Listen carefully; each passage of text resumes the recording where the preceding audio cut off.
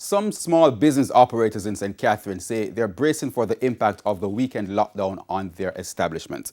And we already have that story, so we'll move on to the next story, which says Vaccination of Jamaican 75 and over started at most sites across the country on Tuesday. Now, some officials are reporting encouraging take-up so far, especially with the church at the forefront of the effort.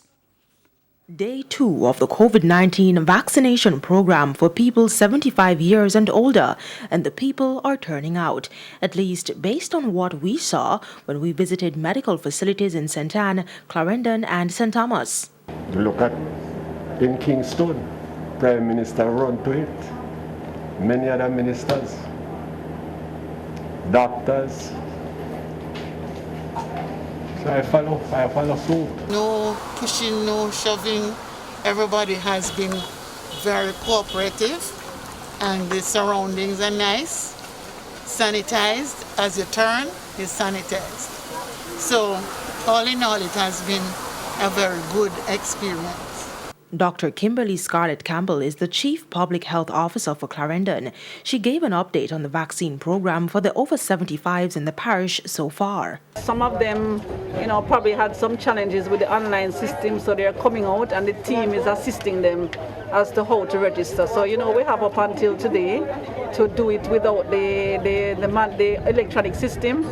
So we see quite a number of elderly coming out to take advantage of this. But an interesting theme is developing, with the church becoming a sort of unofficial organizer in the vaccination drive.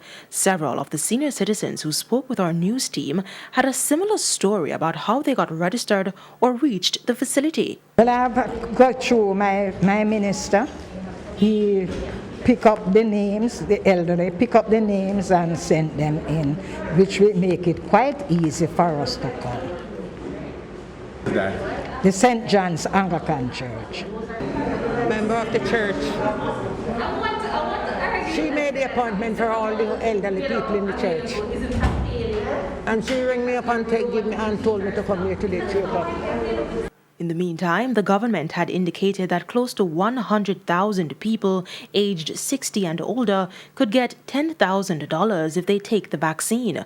But to get the cash benefit, they would have to prove they are over 60, took the COVID-19 vaccine, are unemployed, or they are receiving a pension that is below $1.5 million each year.